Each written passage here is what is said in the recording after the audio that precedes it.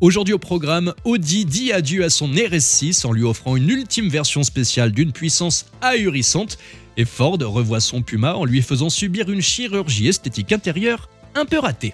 Bienvenue à tous sur la chaîne Octane. Retrouvez une nouvelle vidéo tous les jours résumant l'actu automobile. Alors n'oubliez pas de vous abonner pour ne rien louper.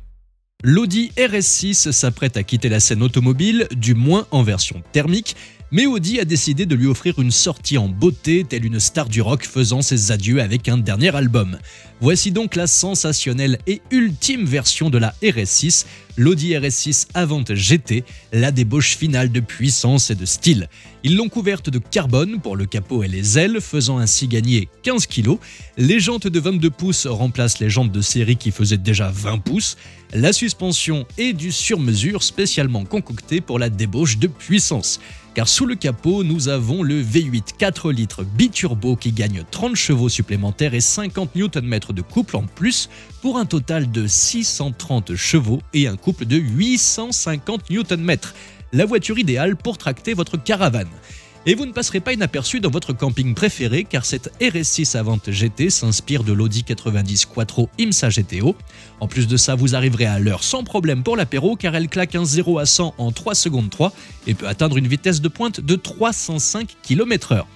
Mais attention, c'est une édition limitée, seulement 660 unités dans le monde, dont une trentaine pour la France. Vous ne verrez donc pas cette merveille tous les jours, à moins que vous ne soyez membre du club très exclusif des « Je suis prêt à dépenser 230 000 € pour une voiture ».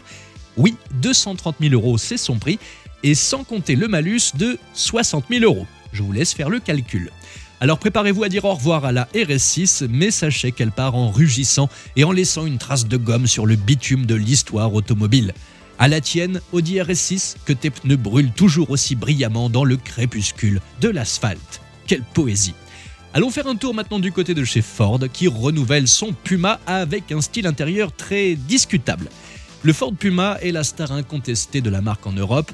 Il ne fallait donc pas prendre de risques sur le style extérieur. Par contre, à l'intérieur, il n'a plus rien à voir. On y découvre un combiné d'instrumentation de 12,8 pouces ainsi qu'un écran tactile de 12 pouces intégrant le système d'infodivertissement Sync 4. On peut saluer l'idée de Ford d'avoir voulu intégrer du mieux possible l'écran, histoire qu'il n'empiète pas sur le pare-brise comme chez certains concurrents, mais force est d'avouer qu'on dirait un empilement de Lego dessiné par IA assisté par un enfant de 2 ans et demi.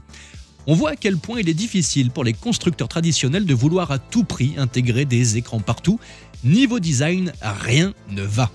Cela dit, les aides à la conduite évoluent et sous le capot, le Puma conserve un moteur 1 litre EcoBoost avec une petite dose d'hybridation, avec soit 125, 155 ou 170 chevaux.